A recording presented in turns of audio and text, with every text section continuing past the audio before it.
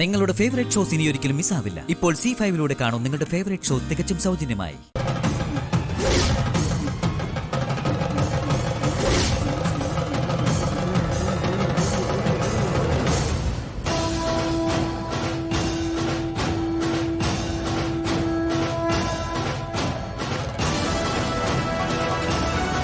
വിശാലെ,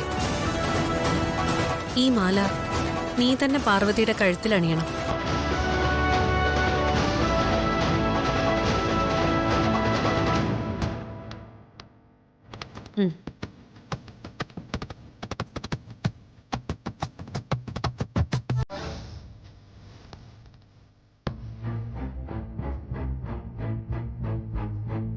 പാർവതി,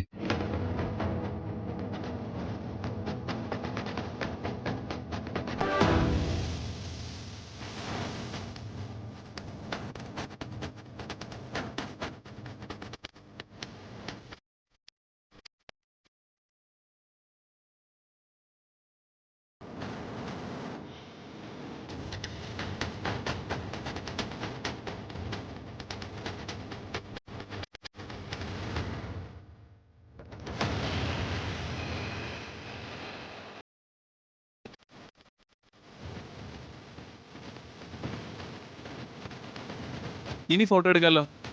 എത്ര വേണേലും എടുത്തു. എന്നാ പിന്നെ ഫോട്ടോ എടുത്തോ. ആദ്യം പാർവതിയുടെ തന്നെ ആവാം. ചെല്ല.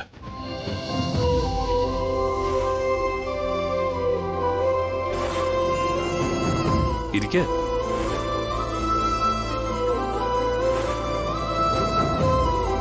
ഇനി സാറിരിക്കും.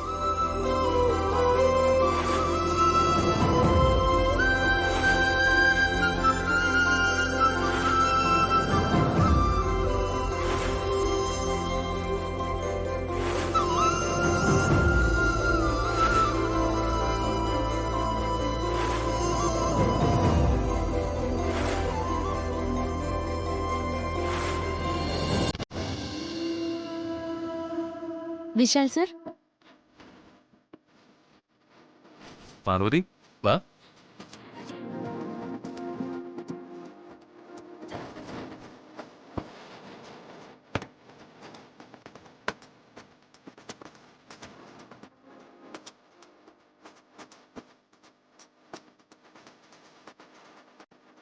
എന്താ ഇങ്ങനെ നോക്കുന്നത്? നിന്റെ സൗന്ദര്യം, ഈ മണിചന്ദ്രമാലയൊക്കെ അണിഞ്ഞ് നീ നല്ല സുന്ദരിയായിട്ടുണ്ടല്ലോ. ഓ പിന്നെ ആണടോ. മണിചന്ദ്രമാല അണിഞ്ഞപ്പോ നിന്റെ സൗന്ദര്യം ഒന്നുകൂടി കൂടി. ദേ, സാർ എന്നെ കാണുമ്പോ കൂടുതൽ സുന്ദരിയാണെന്ന് പറയുമ്പോഴേ എനിക്ക് വല്ലാത്ത നാണം തോന്നുന്നു. അതിനെന്തിനാ നാണിക്കുന്നേ? ഞാനുള്ള കാര്യമല്ലേ പറഞ്ഞത്. എന്നാലും കേൾക്കുന്ന എനിക്ക് ഒരു ചമ്മലില്ലേ? താനേ കൂടുതൽ ചമ്മൊന്നും വേണ്ട. എന്റെ ഭാര്യയുടെ സൗന്ദര്യം വർണ്ണിക്കാനുള്ള അവകാശം എനിക്കുണ്ട്. അതുകൊണ്ട് ഞാൻ എന്റെ പെണ്ണിനെ വർണ്ണിച്ചുകൊണ്ടേയിരിക്കും. ശരി ആയിക്കോട്ടെ. ഞാനിപ്പോ വന്നതേ ഒരു കാര്യം പറയാനാ. മണിചന്ദ്രമാല ഊരി തിരികെ ചെറിയമ്മയുടെ കയ്യിൽ കൊടുത്താലോന്ന് ഞാൻ ആലോചിക്കാം. ചെറിയമ്മ അത് കൊണ്ടേ തിരികെ ലോക്കറിൽ തന്നെ വെച്ചോട്ടെ. എന്തിനാ ഇപ്പൊ ഇത് ഊരി കൊടുക്കുന്നേ? ഇത് കഴുത്തി കിടക്കുന്നോണ്ട് പാർവതിക്ക് വല്ലാത്ത ഭാരം തോന്നുന്നുണ്ടോ? ഉണ്ട്, ഇത്തിരി ഭാരം തോന്നുന്നുണ്ട്. ഓ പിന്നെ ഭാരം. പണ്ടത്തെ റാണിമാരെ കിലോ കണക്കിന് സ്വർണ്ണം ആ കഴുത്തിൽ അണിഞ്ഞുകൊണ്ട് നടക്കുന്നത്. ഇതിനിപ്പോ അത്ര വെയിറ്റ് ഒന്നും ഇല്ലല്ലോ. ഇതേ എന്റെ സുന്ദരിയുടെ കഴുത്തി കിടന്നാ മതി. എവിടെ? ഞാനിതിന്റെ സൗന്ദര്യം ഒന്നുകൂടെ നോക്കട്ടെ.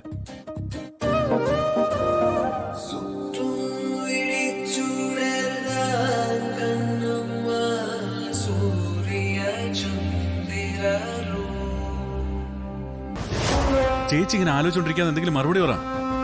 അതോ എന്ന് നമ്മൾ കമ്പനിയുടെ ചെയർപേഴ്സൺ ആയിട്ട് ഇരുന്നോട്ടേന്നോ? ഫോട്ടോഷൂട്ട് കഴിഞ്ഞു, ചെയർപേഴ്സണായിട്ട് ഒപ്പുവെക്കലും കഴിഞ്ഞു. ഇനി അങ്ങോട്ട് ബ്രൗഷറിലും ബുക്ക്ലെറ്റിലും ഫ്ലെക്സിലും എല്ലാം പാർവതിയുടെ ഫോട്ടോയായിരിക്കും. നമുക്ക് അതും കണ്ടോണ്ടിരിക്കാം, അല്ലാതെ ഇപ്പൊ എന്ത് ചെയ്യാൻ. എടാ നീ ഒന്ന് നിർത്തുന്നുണ്ടോ? ഓരോന്നാലോചിച്ച് എനിക്കിവിടെ ഭ്രാന്ത് പിടിച്ചിരിക്കുക. ഇനി നീയായിട്ട് എന്റെ ഭ്രാന്ത് കൂട്ടരുത്. ചേച്ചി, ഭ്രാന്ത് പിടിച്ചിട്ടൊന്നും ഒരു കാര്യമില്ല. സമയം പാഴാക്കാതെ നമുക്ക് നമ്മുടെ ലക്ഷ്യം നേടാൻ നോക്കണം. ഇല്ലെങ്കിലേ ദേ ആയുഷ്കാലം മുഴുവനും നമ്മൾ ഇവിടെ ഇങ്ങനെ ഈ ഇരിപ്പ് ഇരിക്കേണ്ടി വരും. അങ്ങനെ കാഴ്ചക്കാരായിട്ട് നോക്കിയിരിക്കാനല്ല ഞാനും നീയും ഈ വീട്ടിലേക്ക് വന്നത്. ഇപ്പൊ സമയം പാർവതിക്ക് അനുകൂലമാണെന്ന് കരുതി എന്നും അങ്ങനെ ആവണമെന്നില്ല. അവളെ വീഴ്ത്താൻ നമുക്ക് ഒരു അവസരം വന്നു ചേരും പ്രതാപ. അതുവരെ നീ ഒന്ന് ക്ഷമിക്ക്. ആന്റി, ഇപ്പൊ സമാധാനമായല്ലോ. അവള് കമ്പനിയുടെ ചെയർപേഴ്സണുമായി ആന്റിക്ക് കമ്പനിയിലുള്ള സ്ഥാനവും നഷ്ടപ്പെട്ടു. ആ അതിപ്പോ കമ്പനിയുടെ റൂളല്ലേ ജാസ്മിൻ, അത് നമുക്ക് മാറ്റാൻ പറ്റില്ലല്ലോ. എന്ത് റൂളായാലും ശരി, ഞാൻ ഇരിക്കേണ്ട സ്ഥാനത്താ ഇപ്പൊ അവള് കേറിയിരിക്കുന്നത്. എനിക്കിതെല്ലാം നഷ്ടപ്പെടാൻ കാരണമേ ആന്റി ഒറ്റൊരാളാ. ആന്റി എന്റെ കാര്യത്തിൽ ഉദാസീനത കാണിക്കാതിരുന്നെങ്കിലേ ഇപ്പൊ ഞാൻ വിശാലിന്റെ ഭാര്യ ആവുമായിരുന്നു, കമ്പനിയുടെ ചെയർപേഴ്സണും ആവുമായിരുന്നു, മണിചന്ദ്രമാല കഴുത്തിലിട്ട് നടക്കുകയും ചെയ്യായിരുന്നു. ജാസ്മിനെ, വിശാലിനെ നമ്മൾ ഒരുവിധം നമ്മുടെ ട്രാക്കിലേക്ക് കൊണ്ടുവരുന്നതിനിടയിലല്ലേ അവൻ കളം മാറി പാർവതിയായിട്ട് കൂടുതൽ അടുത്തത്. പാർവതിയെ വലിയ അവജ്ഞയോടെ കണ്ടിരുന്ന വിശാലിന്റെ മനസ്സ് പെട്ടെന്ന് എങ്ങനെയാണ് മാറി അവളോട് അടുത്തത്? എനിക്കത് മനസ്സിലാവുന്നില്ല. ചിലപ്പോ അവള് കാര്യമായ തലയണ മന്ത്രം പ്രയോഗിച്ച് കാണും. അതിലായിരിക്കും ചിലപ്പോ അവൻ വീണത്. എന്ത് കുന്തമായാലും ശരി, പാർവതി നമ്മളെക്കാൾ നല്ല ബുദ്ധി പ്രയോഗിക്കുന്നുണ്ട്. അത് നമ്മൾ ശ്രദ്ധിക്കുന്നുമില്ല. ജാസ്മിൻ, അവൾ എന്ത് ബുദ്ധി പ്രയോഗിച്ചാണോ വിശാലിനെ അവളുടെ പാട്ടിലാക്കിയത്, അതേ ബുദ്ധി നീയും പ്രയോഗിക്കണം. നീ പാർവതി തൽക്കാലം മറന്നേക്ക്, എന്നിട്ട് വിശാലുമായിട്ട് കൂടുതൽ അടുക്കാൻ ശ്രമിക്ക്. അതിനൊക്കെ ഇനി ഒത്തിരി നാൾ കാത്തിരിക്കേണ്ടി വരുമെന്നേ. എനിക്കതിനുള്ള ക്ഷമയൊന്നുമില്ല. പാർവതി ബുദ്ധി ഉപയോഗിച്ചാണ് കളിക്കുന്നതെങ്കിലേ അതിനേക്കാള് ബുദ്ധിയും തന്ത്രവും ഞാൻ പുറത്തെടുക്കും. ഓണം കേറാ മൂലയിൽ വളർന്ന അവളുടെ ബുദ്ധിയല്ല, അമേരിക്കയിൽ ജനിച്ചു വളർന്ന എന്റെ ബുദ്ധി. ഞാൻ ആരാണെന്ന് അവൾക്ക് ഞാൻ കാണിച്ചു കൊടുക്കുന്നുണ്ട്. ജാസ്മിൻ, നീ എന്ത് ചെയ്യാൻ പോവാ? ഞാൻ എന്താ ചെയ്യാൻ പോന്നേന്ന് വഴിയെ നിങ്ങൾ അറിഞ്ഞോളൂ. അവള് നല്ല ആവേശത്തിലാണല്ലോ പോയത്. എന്താണോ അവളുടെ പ്ലാൻ? വല്ല സ്ലോ പോയിസണും കൊടുത്ത് രഹസ്യമായി പാർവതിയെ കൊല്ലാനായിരിക്കും അവളുടെ പ്ലാൻ. അല്ലാതെ അവൾ എന്ത് ചെയ്യാണ്?